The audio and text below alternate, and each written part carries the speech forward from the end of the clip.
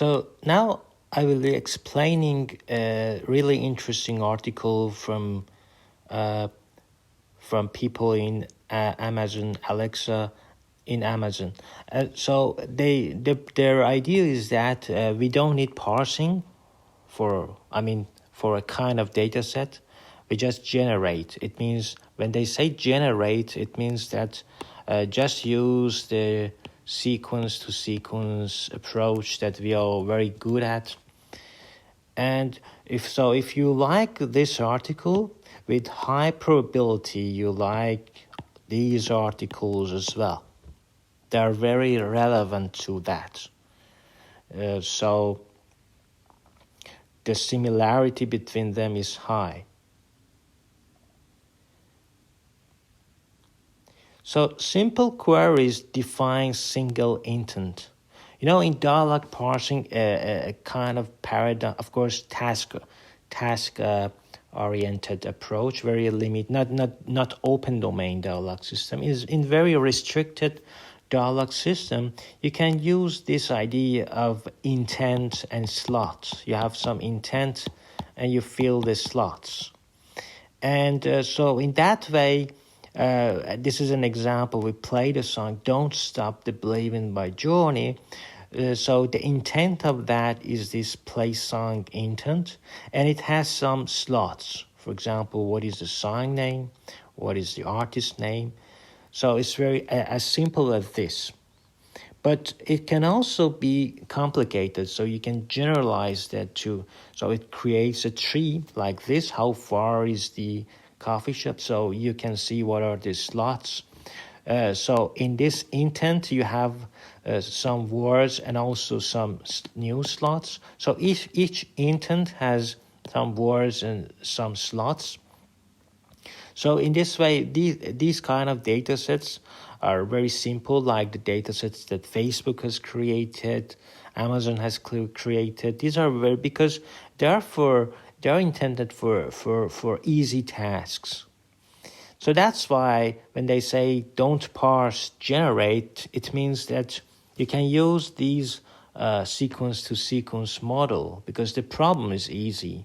You don't have for example, you don't need the compositionality that much in order. Of course, you can always use the compositionality to improve, to outperform state-of-the-art algorithm. But here, they preferred not to use them. So they just use a sequence-to-sequence model. And they applied it on ATIS, Airline Travel Information System dataset. And in this dataset is really interesting. I would like to find a flight. So it has some entities, start, end, and value. So for example, a SNPs dataset, the query is share my location with Hillary's sister, and you have some SNPs. So that there are many datasets to work on, but this dataset is also good. It's from Facebook. It is top for task-oriented, stands for task-oriented parsing. And in this dataset, you see that each one has a logical form in that it has intent. For example, some of them has slots, inner slots. So it's a nested way, intent, some word, some slots, and then each one becomes intent as well. So it's hierarchical intent and slot way. So So it's a simple query. A simple query is this. The source is your natural language. This is the utterance. And the target is what is generated by the decoder. And the complex query becomes like this. But it has its own disadvantages because what if it becomes too large? You cannot take the advantage of compositionality because you are just using sequence-to-sequence model. So I don't know how do people in Amazon Alexa work with more difficult problems, more difficult data sets. And I've explained this beautiful article which is I think is invented by, again, Christopher Manning in Stanford. And I've explained this article in my playlist for text summarization, because they used it for the first time. They use it for text summarization.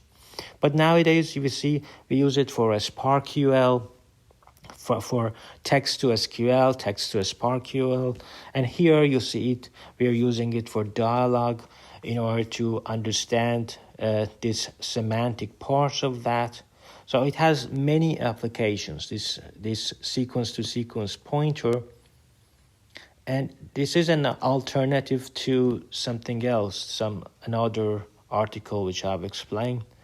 The pointer network, I've explained them as well. So in this ATIS data set, if you look at the accuracy, you can see that the sequence, of course, they implemented different version of that. They use BERT or no pre-training, or even Roberta. If they use Roberta, and they got accuracy, exact match of 87%, which is reasonable.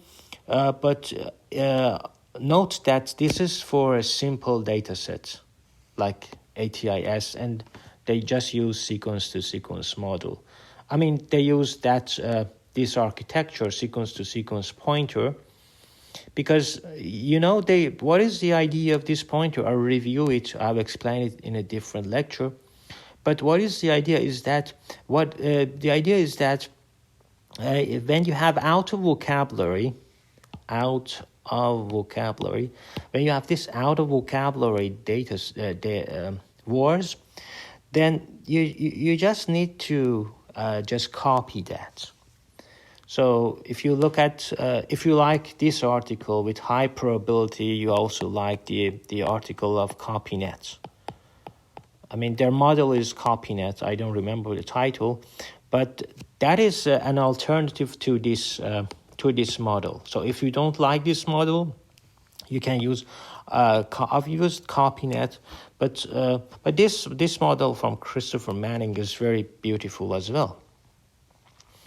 So, and that's it.